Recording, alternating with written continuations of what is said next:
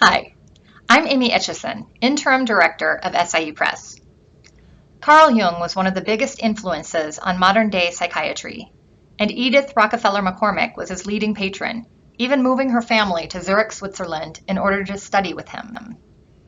SIU Press author and historian Andrea Ross explores how Edith went from patient to therapist in part 2 of our video series on Edith, the Rogue Rockefeller McCormick.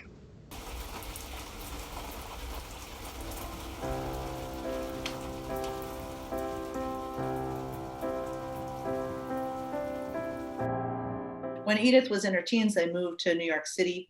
And it was there, I think, that they all began to realize that, wow, the world is full of danger. By the time that Edith had two children die, there were other dangers as well, right? I mean, McKinley was assassinated, and then there were all these disasters. There was a theater disaster here in Chicago, and there was, a ship sinking here. There was the Titanic sinking. The world was really full of dangers, and she was very much on edge. So after Editha died, she had a bit of a breakdown. She started to have panic attacks. She went into seclusion time and again, but that never really helped her because once she emerged, the real world was there waiting, and she wasn't prepared. So she heard about this unusual doctor who had just split off from Sigmund Freud by the name of Carl Jung, and he happened to be in New York when she was there, and she was analyzed by him.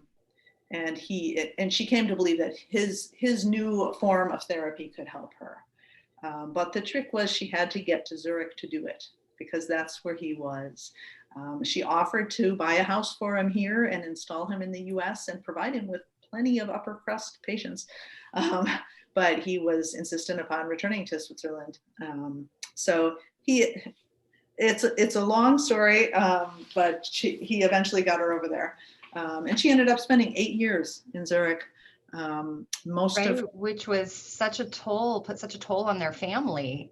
It did, absolutely. So Harold, by then, was the head of International Harvester here in Chicago. And he had that burden on him, as well as other family burdens that came from the McCormick side. He had two siblings who were institutionalized with mental health issues and was largely responsible for overseeing that. He was on just about every board you can think of here in Chicago. He was very civic-minded. So he felt his responsibilities very keenly. He went back and forth. He was also analyzed by Jung. Harold was found to be emotionally very robust. He lived very much in the senses, and he was encouraged to develop his intellectual side, whereas Edith was the absolute opposite. She was very cerebral and was encouraged to explore her emotions from time to time. That she always did what was expected of her until she was analyzed by Jung. She spent those 8 years abroad. She said no more. She came back. Harold, in the meantime, had fallen in love with a very bad opera singer, which spelled the end of their divorce. It also served as the inspiration for the love triangle in Citizen Kane, if you're familiar with that movie.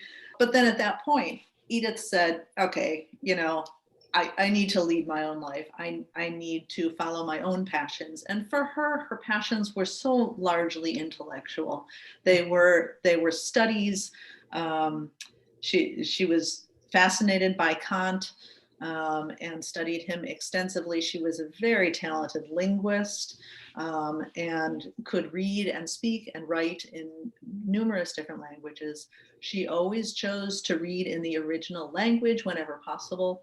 And then a scholar who was assessing her library after her death pointed out that many of her books had her handwriting in the margins in the original language, making connections to other things that she had read. So she was an intellectual powerhouse, which was another challenge for me as a biographer, by the way, is trying to write about somebody who just thinks on a different plane than I do. But that was really what she spent the last couple decades of her life doing, was trying to educate herself further and to connect concepts in ways that were new and different, to make sense of the world, and to help move society somehow along its evolutionary axis. She had these big, big dreams. She was not so good at the minutia of life. She was not so good at the up close, the relationships, and the, just the things you and I have to do to get through our day. But she was really good at big picture thinking. Although she did start analyzing her own patients. So she had those one-on-one relationships where she was helping individuals. And I thought it was so interesting that she found that work to be so fulfilling and important.